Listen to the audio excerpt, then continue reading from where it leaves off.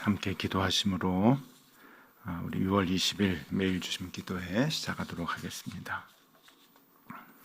주님 감사합니다.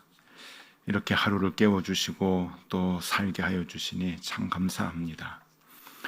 코에 호흡을 주신 것, 눈을 떠서 사물을 보게 하시는 것 모두가 다 은혜입니다. 은혜 중에 하루를 시작하오니 오늘도 감사가 이어지는 날 되게 하여 주시옵소서. 일상의 모든 것이 주님의 은혜일진데 영적인 눈과 귀가 어두워져서 그것을 보지 못하고 살아갑니다. 주님, 우리가 주님께로부터 얻고 싶은 것이 너무나 많이 있는데 주님의 은혜를 볼 수 있는 마음을 달라고 기도하게 하여 주시며 그것이 가장 귀한 선물임을 알게 하여 주시옵소서. 실로암 물가에서 소경의 눈을 뜨게 하셨던 것 같이 오늘도 우리의 눈에 말씀의 진흙을 이겨 붙여주시고 우리의 영적 눈을 뜨게 하여 주셔서 주님의 은혜를 보게 하여 주시옵소서. 주님, 오늘 이 아침에도 간절한 마음으로 우리 믿음의 가족들을 위해서 함께 기도합니다. 힘들고 어려운 나날을 지내고 있는 우리의 식구들 주님 붙들어 주시고 오늘도 함께하여 주시옵소서. 특별히 암 수술을 한 남편을 위하여 기도하는 당신의 딸이 있습니다. 이제 수술 후에 항암 중에 있는데 주님 모든 치료의 과정에 함께 동행하여 주시며 하루하루 회복의 은총을 허락하여 주시옵소서. 또 간암으로 인해서 간 절제 수술을 앞두고 있는 당신의 딸도 있습니다. 주님께서 붙잡아 주시고 모든 수술의 과정에 임재하여 주시옵소서. 기도하는 가족의 기도를 들어주시고 치료의 모든 시간들이 주님과 동행하는 여정이 되게 하여 주시옵소서. 주님, 아들을 호스피스 병동으로 옮기고 주님께 기도하는 당신의 딸이 있습니다. 아들의 침상을 붙잡아 주시고 경련의 고통에서 아들을 늘 붙들어 주시옵소서. 주의 성령이 함께하여 주시고 하루하루 평안과 소망이 침상을 감싸게 하여 주시옵소서. 주님, 오늘도 모든 고통 중에 있는 당신의 가족들을 기억하여 주시고 주님께서 가정들을 방문하여 주시며 함께하여 주시고 위로하여 주시옵소서. 오늘도 말씀을 펴니다. 이 말씀이 우리에게 힘이 되게 하여 주시고 새로운 소망이 되게 하여 주옵소서. 예수 그리스도 이름으로 기도 올리옵나이다. 아멘. 하나님의 말씀 함께 보겠습니다. 로마서 11장 25절에서 36절까지 말씀입니다. 로마서 11장 25절에서 36절까지 한 절 한 절 우리 같이 교독하겠습니다. 제가 먼저 봅니다.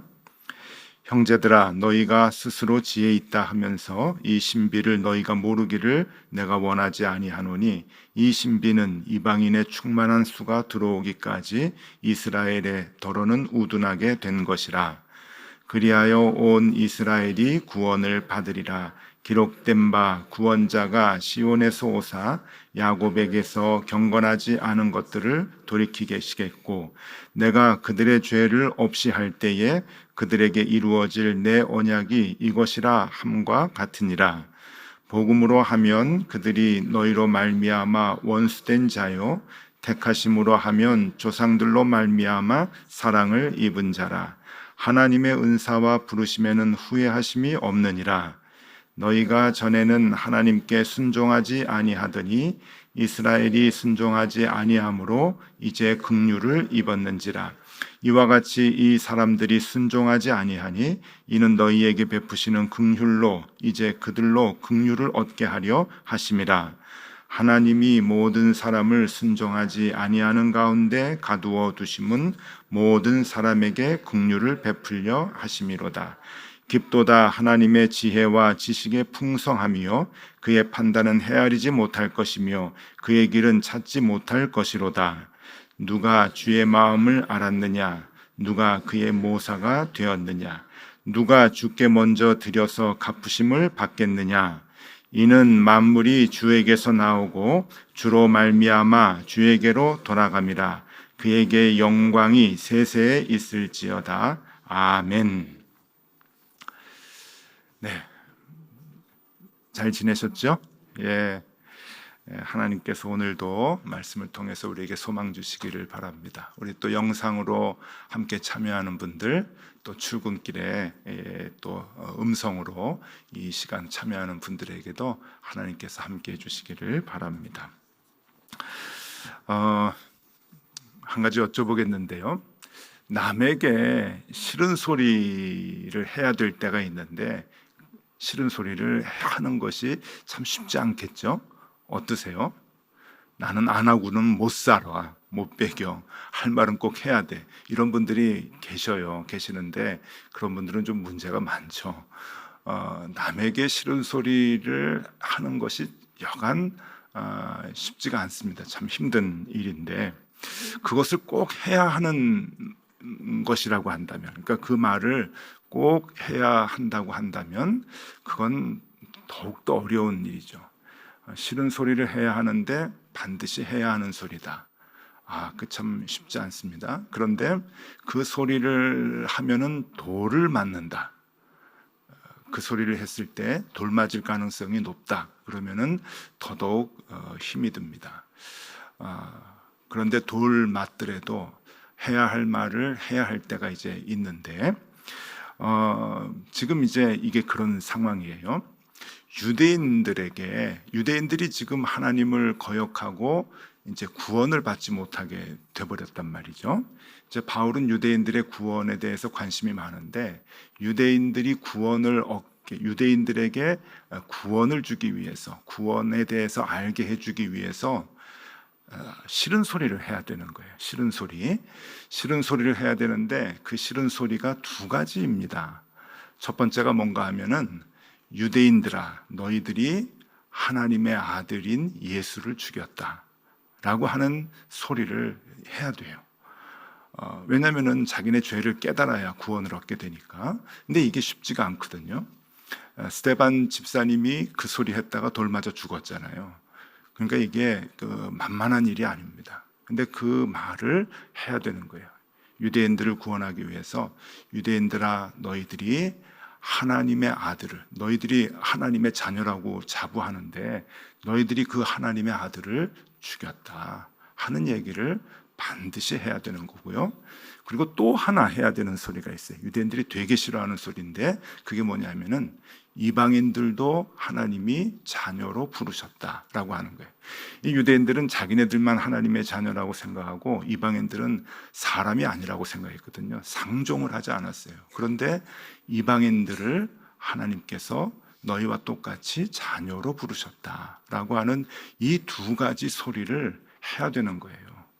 근데 하면 어떻게 돼요? 돌에 맞죠. 돌에 맞아 죽는데 사도 바울이 이 얘기를 굉장히 지혜롭게 로마에 살고 있는 유대인들에게 하고 있는 겁니다. 더 구체적으로 얘기하면은 로마에서 교회를 이루고 신앙생활을 한다고 하는 유대인들에게 이 얘기를 하는 거예요. 제가 지난번에도 말씀드렸지만 로마 교회가 세워진 지가 지금 꽤 오래됐습니다. 한 20년 넘었다. 그렇게 이제 말씀을 드렸죠. 정확한 연대는 알 수 없지만 신학적으로 보면 로마 교회가 세워진 지 20년이 지났어요. 근데 그 20년이 지난 이 믿음의 공동체에 복음을 전하기 위해서 지금 사도 바울이 가는 거란 말이죠. 편지를 쓰고 그들에게 복음을 전하기를 원했는데 그들에게 왜 복음이 없을까 하면은요. 여러분, 지금도 해외에 있는 한인교회들은 참 목회하기가 힘들다는 얘기들을 많이 해요. 저도 일본에서 10년 목회를 이제 한인교회에서 했는데 정말 어렵거든요. 우스갯소리로 그 해외 한인 목회는 예수님도 못한다는 얘기를 이제 할 정도니까 굉장히 어려운데 왜 그런가 하면은 어려운 요소들이 많아요. 한국하고는 다르게 어려운 요소들이 많은데 그 어려운 요소 중에 하나가 이게 믿음의 공동체가 아니고 그냥 한인들의 사랑방 같은 그냥 교제하는 곳이 돼버리고 만 거예요. 그러니까 믿음과 관계 없는 사람들이 다 모여가지고 그냥 한국 사람들 그냥 사랑방 같이 교제하고 심심하니까 외로우니까 나와서 그냥 그 멤버십으로 그렇게 있는 분들이 많고, 또 그런 분들이 오래되면은 또 리더십에 올라가게 되고 장로님도 되고 권사님도 되고 이제 그러니까 그런 데서 오는 어려운 점들이 이제 많은데, 로마에 있는 이 교회가 바로 이제 그런 상황이라고 생각하면 되는 거죠. 시간이 오래되니까 믿음도 식어가고 그냥 유대인들끼리 모이는 그냥 사교 집단이 이렇게 돼버리고 만 거예요. 그래서 힘도 없어지고 믿음에 대한 신앙에 대한 그러한 파워, 그러한 믿음들도 다 없어지고 아무것도 할 수 없는 그러한 교회가 되었는데, 그러한 유대인들에게 믿음에 대한 것, 구원에 대한 것을 얘기하기 위해서 사도 바울이 지금 이제 얘기를 하는데, 잘못 얘기하면 이제 돌 맞아 죽는 얘기를 굉장히 지혜롭게 이제 얘기를 합니다. 자, 그러면 오늘 이제 그것이 이 본문에 나오는데, 사도 바울은 어떻게 이것을 지혜롭게 얘기를 했는가 하는 거예요. 사도 바울이 제일 먼저 이 로마에 있는 교인들에게 한 얘기는 뭐냐면은, 야, 하나님은 참 신비로우시다 라고 하는 얘기를 하는 거예요.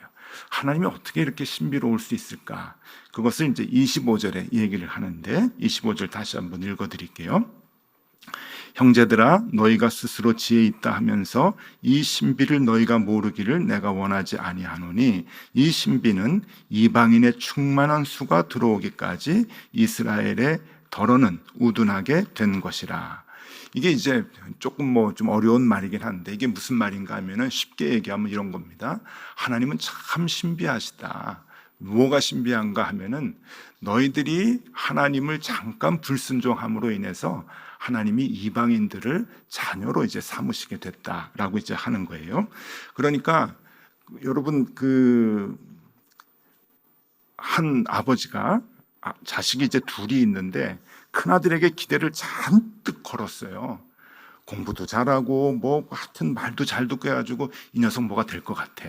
이 녀석 잘 키우면은 내 노후가 보장될 것 같아. 그래가지고 이 큰아들을 그냥 열심히 후원하고 사랑하고 잔뜩 이제 기대하면서 키웠는데, 얘가 글쎄 그냥 삐뚤어지는 길로 가고 친구 잘못 사귀어가지고 막 이제 이상하게 되면은, 이 아버지의 마음은 자연적으로 이제 둘째에게로 또 갑니다.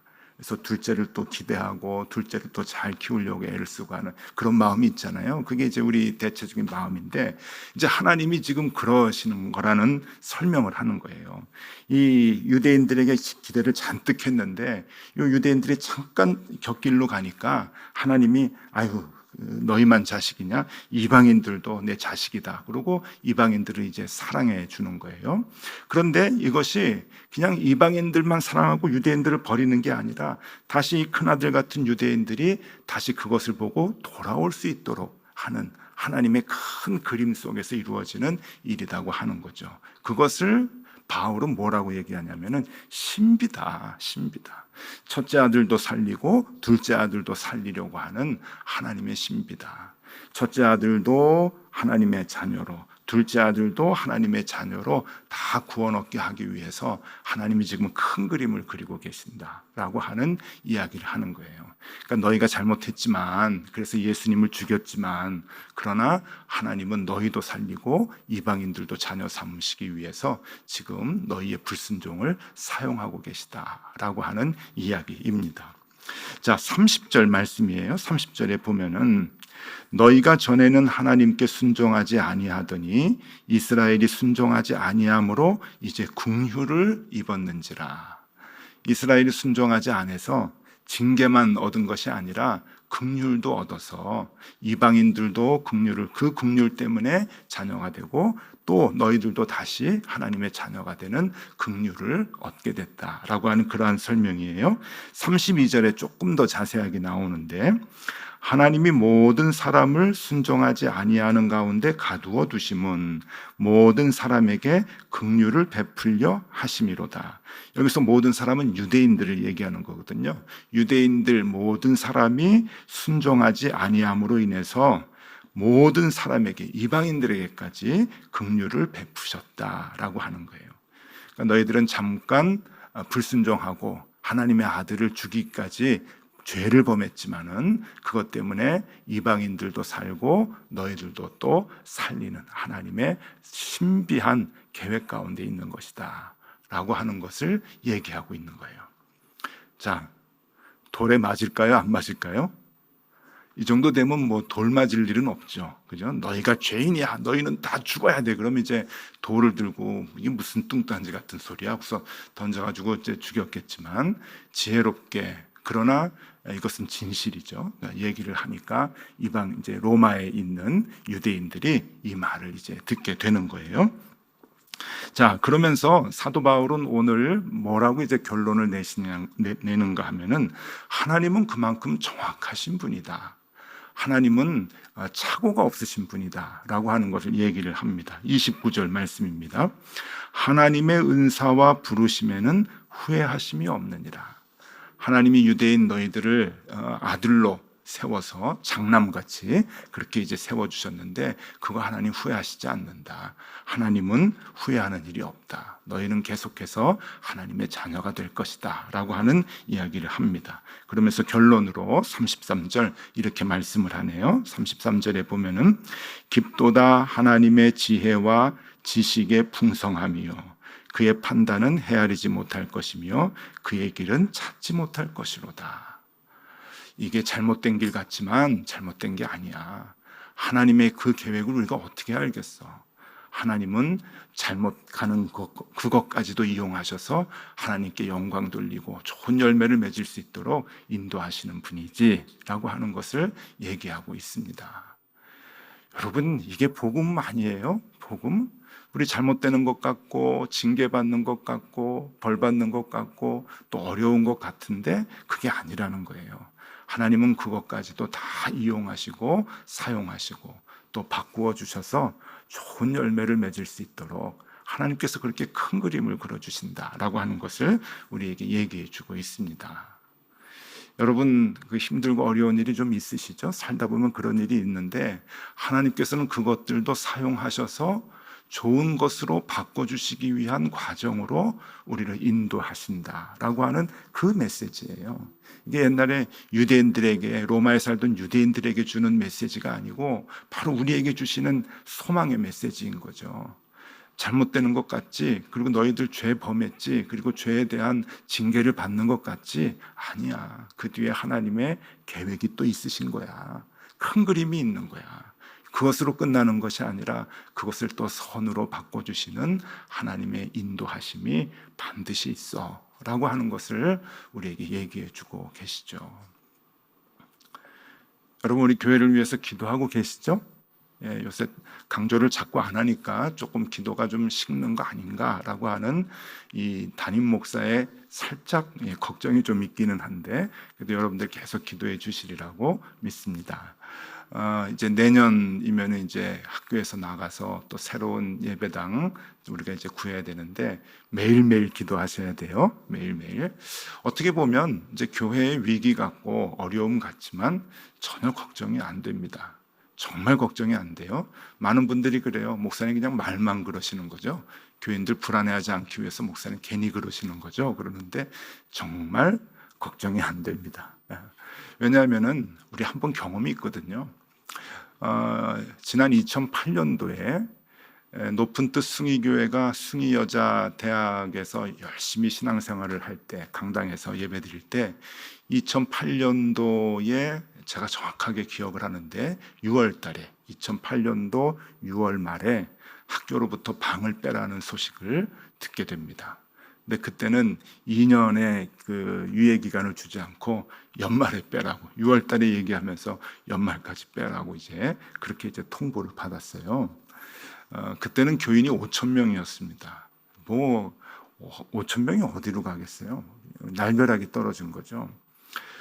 이유가 뭔가 하면은 그때 북한 선교 열심히 했거든요. 탈북자들을 위해서 교인들이 헌금도 걷어가지고 이제 그 직장 마련해주기 위해서 공장도 만들고 그래서 탈북자들 많이 채용을 해서 돈을 벌 수 있게 살아갈 수 있도록 하는 그러한 그 일도 하고요. 북한에 뭐 지원을 해주는 식량 지원해주는 그런 사업도 많이 하고, 북한 선교를 위해서 뜨거운 마음을 가지고 참 많이 했는데, 그 학교 이사장님이 이북에서 내려오신 분이세요. 그래가지고 북한 선교하는 거에 대해서 불만을 좀 많이 가지셨어요. 그래가지고는 못마땅하게 생각을 하고, 북한 선교를 많이 하니까 이 빨갱이라고 그러고 종북 세력이라고 그러고 그렇게 좀 오해를 하셔서 이제 학교 이제 방 빼라고 이제 그런 얘기를 이제 하셨죠. 참 마음이 좀 아팠지만 우리 북한 선교가 그게 아니잖아요. 나그네된 사람들 돕기 위해서, 탈북자들을 위해서 공장 세우고 정말 열심히 도와서 그들 예수 믿게 하고, 정말 그들을 위해서 성경대로 우리는 생활하려고 했는데, 엉뚱하게 학교에서 이사장님이 이제 방을 빼라 그러니까 교회가 많이 이제 어려워졌죠. 교인들이 기도하면서 이제 어떻게 결정했는가 하면, 우리가 뭐 다 알죠. 역사니까. 교회를 4개로 분립을 해서 동서남북으로 이제 흩어졌습니다. 그리고 그 4개로 분립한 교회가 이제 지금은 이제 22년째 됐는데 15개로 또 분립하고 새로 세워지고, 그래서 여기저기에 이제 높은 뜻 교회가 있게 되는 것이죠. 그런데 여러분, 이 높은 뜻 교회 지금까지 역사를 쭉 보면은 그때 분립한 것이 가장 잘했던 결정인 것 같아요. 그리고 지금 여기저기에서 크고 작은 교회들, 믿음의 공동체에서 함께 신앙생활하는 것이 참 모두 다 기쁘게 신앙생활을 하는데, 높은 뜻 교회 교인들이 그때 하나님께서 이렇게 나누어 주신 것, 그리고 그 학교에서 나와서 이곳저곳에 교회를 세우게 하신 것, 하나님의 은혜였구나라고 하는 고백들을 다 합니다. 그때는 고통 같고 힘들었고 참 어려웠지만, 지금 생각해 보니 이것도 하나님의 큰 그림이구나. 참 힘들고 어려웠지만 하나님께서 좋은 길로 가도록 인도하시는 여정이었구나라고 하는 것을 우리가 알게 되었습니다. 그런 경험이 한 번 있으니까 여러분, 이번에도 그렇게 마음이 불안하지 않아요. 하나님께서 잠깐 우리는 힘들고 어렵겠지만, 고통스럽겠지만 더 좋은 곳으로 반드시 주실 것이라고 하는 그러한 그 확신이 있습니다. 그것은 이제 교회의 고백이에요. 교회의 고백인데, 여러분들의 개인적으로도 가정적으로도 그 고백이 있으면 좋겠습니다. 우리 살다 보면 얼마나 힘들고 어려운 일들이 많이 있습니까? 그리고 여러분, 이게 예고를 주고 찾아오는 게 아니잖아요. 또 하나 끝나면 또 하나 생기고 그런 게 아니잖아요.